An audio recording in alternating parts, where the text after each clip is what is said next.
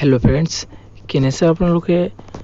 आरो আজি মই এটা ভিডিও বনাবলৈ লৈছো যে পিএনআৰডিত 1060টা পোষ্ট খালি হৈ আছে আৰু কেনেকৈ আবেদন কৰিব অনলাইনত এইটো ভিডিওৰ মাধ্যমে আজি স্টেপ বাই স্টেপ আপোনালোকক জনাম আৰু চাও আগতে নোটিফিকেশনটো কি দি আছে এইটো আগতে চাই লওক department of panchayat and rural development Assam last date 17/9/2020 অৰ্থাৎ 17 সেপ্টেম্বৰলৈকে এটো আবেদন কৰিব পাৰিব department of panchayat and rural development PNRD Assam has released a notification for recruitment of 1004 অর্থাৎ 1400টা অ্যাসিস্ট্যান্ট ব্লক ডেভেলপমেন্ট অফিসার গাঁও panchayat secretary junior assistant and tax collector Kamrod Mohrar vacancy under Commissionerate of Panchayat and Rural Development Assam. এর কৈছে 1400টা পদ পঞ্চায়ত ডিপাৰ্টমেন্টত কেইবাটা পদত application কৰিব পাৰিব আৰু কেনেকৈ এপ্লিকেশন কৰে এইটো ভিডিওৰ মাধ্যমে আপোনালোকক সবিশেষ জনাম আৰু এইটো এপ্লিকেশন কৰাৰ কাৰণে এটা লিংক দিয়া আছে এই লিংকত গৈ আপোনালোকে এপ্লিকেশন কৰিব পাৰিব মোৰ ভিডিও ডেসক্ৰিপচন বক্সত এই লিংকটো দি দিছো আৰু এই লিংকত গৈ আপোনালোকে কেনেকৈ এপ্লিকেশন কৰে জানিব পাৰিব all category the candidate must be a graduate any discipline from a recognized university except for the post of Gaon Panchayat secretary a candidate must be a commerce graduate যদি আপোনালোকে এইটো আবেদন কৰিব বিচাৰে তেনেহলে গ্ৰেজুৱেচন হ'ব লাগিব আৰু যদি গাঁও পঞ্চায়ত সেক্ৰেটাৰীত কৰিব বিচাৰে তেনেহলে কমাৰ্চ থাকিব লাগিব বি নম্বৰত কৈছে যে candidate must process fair knowledge of any local language either in Assamese or Bengali or Bodo in addition to English language from maintenance of office administration physical fitness candidates should be of sound health both mentally and physically and free from organs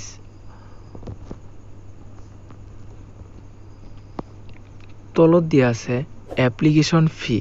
অর্থাৎ আপুনি যদি এইটো আবেদন কৰে application ফি কোনো ধৰণৰ application fees দিব নালাগে তাৰ পিছত তলত দিয়া আছে আজিৰ পৰা candidate have to apply online www.rural.assam.gov.in এইটো সাইটত গৈ আপোনালোকে আবেদন কৰিব পাৰে আৰু ইয়াত আবেদন প্ৰক্ৰিয়া আজিৰ পৰা অৰ্থাৎ 28/8/2020 28 তাৰিখৰ পৰা এপ্লিকেশনটো আৰম্ভ হৈছে আৰু লাষ্ট ডেট হৈছে 17/9/2020 এটো এপ্লিকেশন কৰাৰ কাৰণে প্ৰথমতে আহিব লাগিব গুগল ব্ৰাউজাৰত আহি ইয়াত সাৰ্চ কৰি দিব লাগিব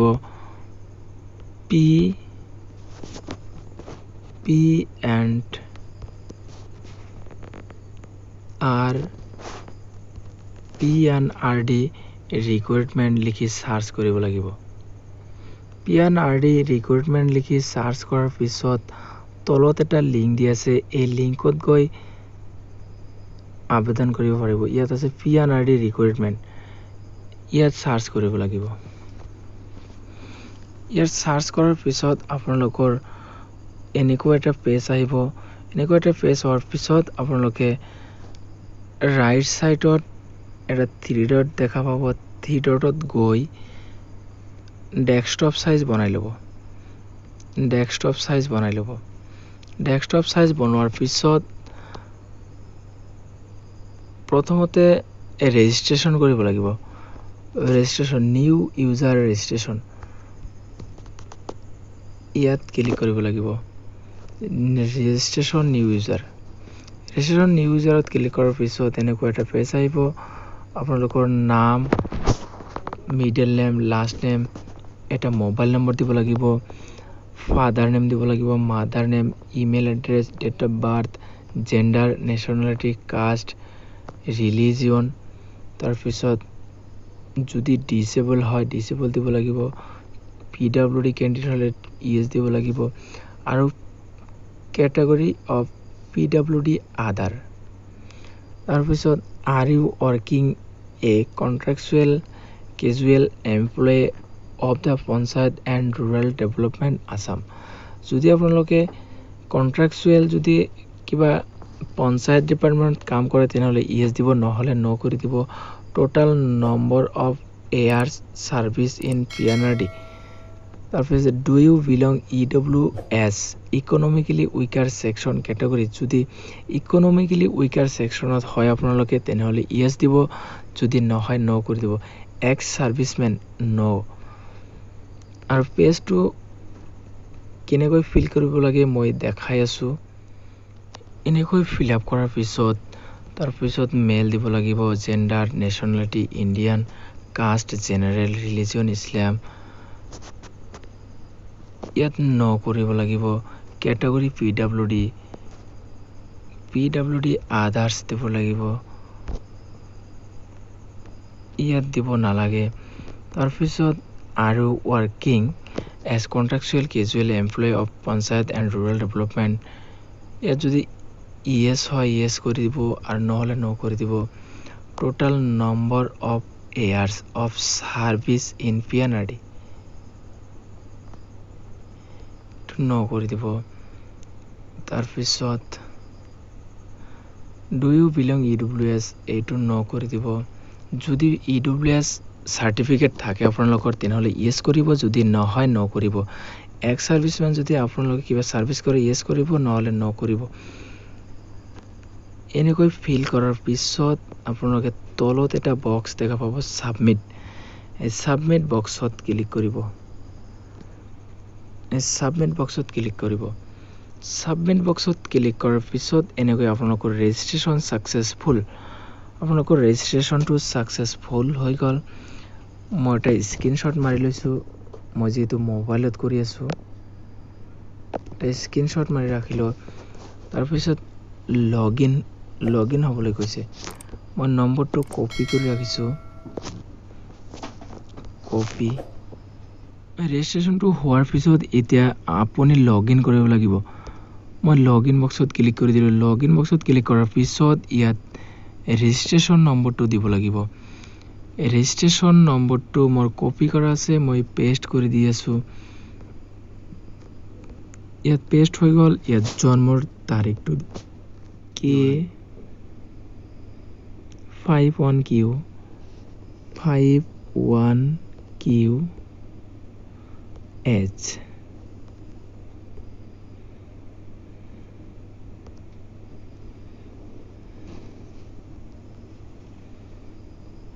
ইয়াত পেজটো খোল খাইছে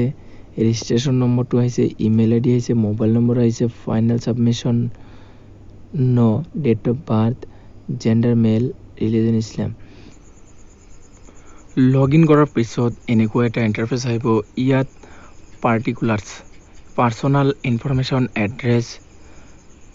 তাৰ পিছত educational information document upload language proficiency computer knowledge experience and working certificate preference of post preview and application submission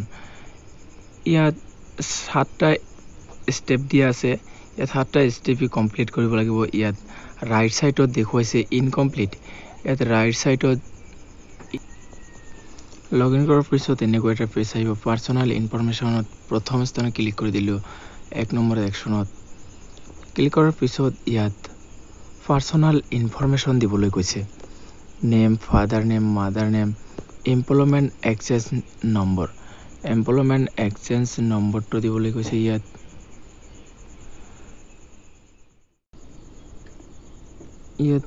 employment exchange registration number employment exchange registration নম্বৰটো দি আছো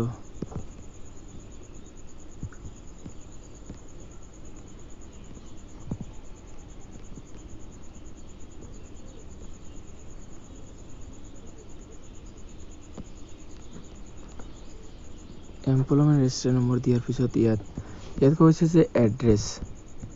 check if permanent address is same as present address. Permanent address আৰু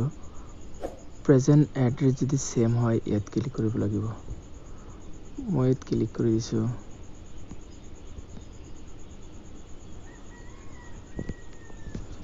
address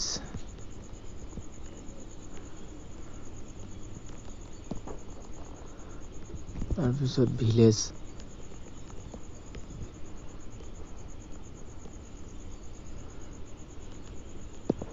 চুৱাপাতা part 3 post office Chuapata পিয়াজ village Shipra 783348 state Assam Dhubri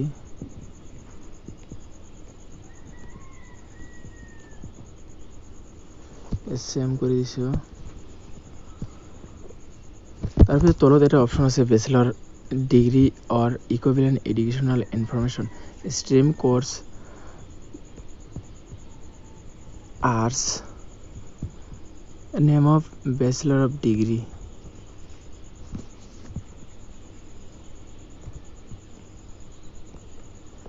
BA তাৰপিছত name of the college institution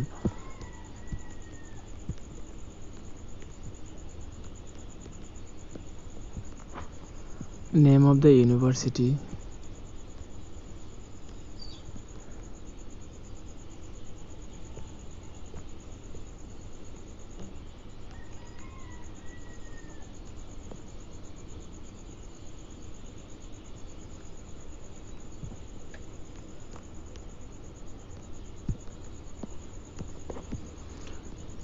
duration of years 3 years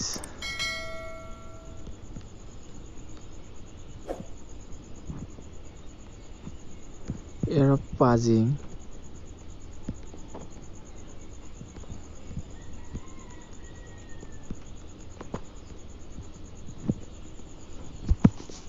এইখিনি fill up কৰাৰ পিছত আপোনাৰ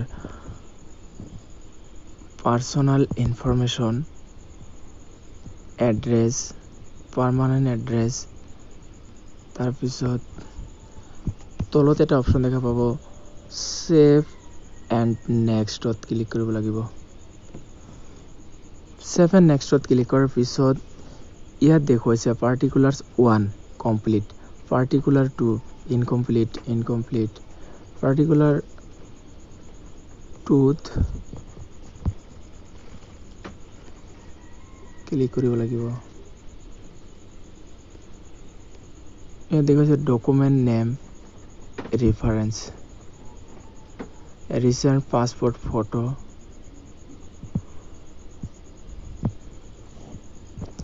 ইয়াত ফটো দিবলৈ কৈছে। ইয়াত ফটোটো দিয়াৰ পিছত সাবমিট কৰিব লাগিব। সাবমিট কৰিলেহে ইয়াত আপলোড হ'ব। সাবমিট মাৰি দিছোঁ। সাবমিট মাৰাৰ লগে লগে ইয়াত তলত লিষ্ট অফ ডকুমেণ্টৰ সোঁফালত ইয়াত view file scan copy of signature এই দুটা আপলোড হৈ গৈছে আৰু এজ প্ৰুফ চাৰ্টিফিকেট নো অবজেকশ্যন চাৰ্টিফিকেট কাৰেণ্ট এমপ্লয়াৰ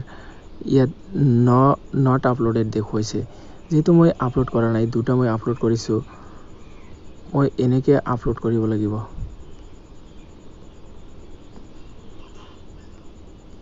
ইয়াত ডকুমেণ্টবিলাক আপলোড দিয়াৰ পিছত তলত গ্ৰীণ কালাৰৰ এটা বক্সত দেখুৱাইছে যে click hair to go to home page and proceed to the next step ইয়াত ক্লিক কৰিব লাগিব। মই চিম্পলি ক্লিক কৰি দিছোঁ। ক্লিক কৰাৰ পিছত ইয়াত দেখুৱাইছে ডকুমেণ্ট আপলোড কমপ্লিট ইয়াত লেংগুৱেজ প্ৰফিচিয়েঞ্চি দেখুৱাইছে ষ্টেপ 3ত আহি গৈছে। লেংগুৱেজ প্ৰফিচিয়েঞ্চিত মই ক্লিক কৰি দিছোঁ ষ্টেপ 3ত। তাৰপিছত ৰিড আপুনি কোনটো ভাষা পঢ়িব জানে আপুনি যোনটো ভাষা পঢ়িব জানে মই ইয়েছ দি দিছোঁ। ইংলিছ পঢ়িব জানো ইয়েছ দি দিছোঁ। ৰাইট লিখিব জানো ইয়েছ। স্পিক ক'ব জানো ইয়েছ। তাৰ পিছত এছামিজ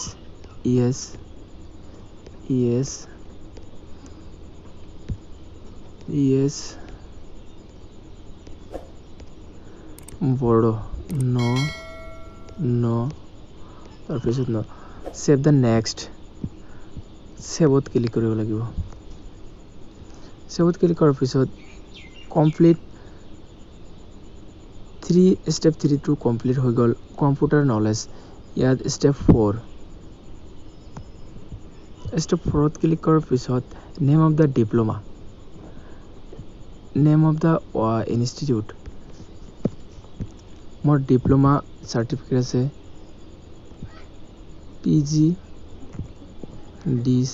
PGDCA তাৰ পিছত institute name NBC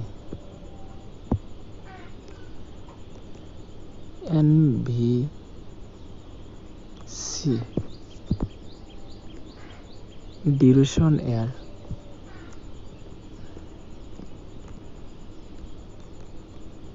1 year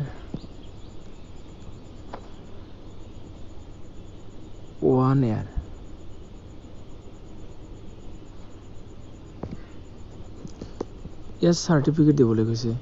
diploma certificate JPG format 500 KB ভিতৰত হ'ব লাগিব মই কম্পিউটাৰ সাৰ্টিফিকেটখন আপলোড দি আছো এইটো মোৰ কম্পিউটাৰ সাৰ্টিফিকেট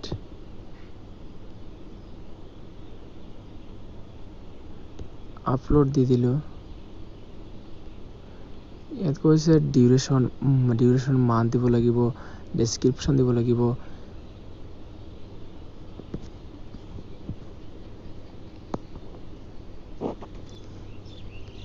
ইয়াত ডিপ্লোমা সাৰ্টিফিকেট আপলোড হোৱাৰ পিছত প্ৰসিড টু নেক্সট ষ্টেপত ক্লিক কৰিব লাগিব proceed to next step yes মাৰিব লাগিব ইয়েস স্মাৰ্ট পিছত computer knowledge complete experience working incomplete ইয়াত এক্সপেৰিয়েন্স ৱৰ্কিংত ক্লিক কৰিব লাগিব name of organization department company at work experience mandatory fields mark with the and asterisk এই 2 নম্বৰত preference of post to click কৰি দিলো preference of post assistant block development officer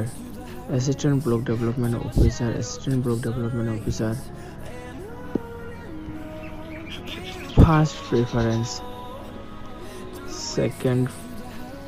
preference third preference fourth preference fifth preference তাৰপিছত সেভত click কৰিব লাগিব first preference second preference third preference fourth preference fifth preference save মাৰিব লাগিব save মাৰাৰ পিছত preview and application submission 7 number ষ্টেপত আহি গ'ল 7 নম্বৰ ষ্টেপত আহিলে আপোনাৰ সকলোখিনি ইয়াত শো কৰিব শো কৰাৰ পিছত আপোনাৰ ডিক্লেৰেশ্যন দিব লাগিব গোটেইখিনি ৰাইট টিক মাৰ্ক দিব লাগিব সাবমিশন ইয়োৰ এপ্লিকেশ্যন সাবমিশন কৰিব লাগিব তাৰ পিছত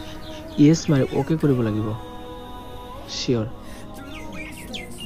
এপ্লিকেশ্যন সাবমিশন হৈ গ'ল প্ৰিন্ট এপ্লিকেশ্যন একনলেজমেন্ট ইয়াত প্ৰিন্ট কৰিব লাগিব প্ৰিন্ট হ'ব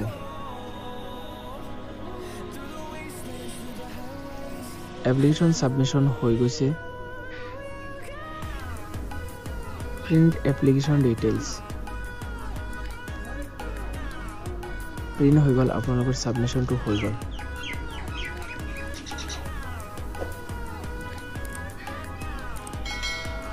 এইখিনি আছিল আজিৰ ভিডিও যদি ভিডিওটো ভাল লাগে তেনেহলে ভিডিওটো সাবস্ক্ৰাইব কৰি দিব আৰু চেনেলটো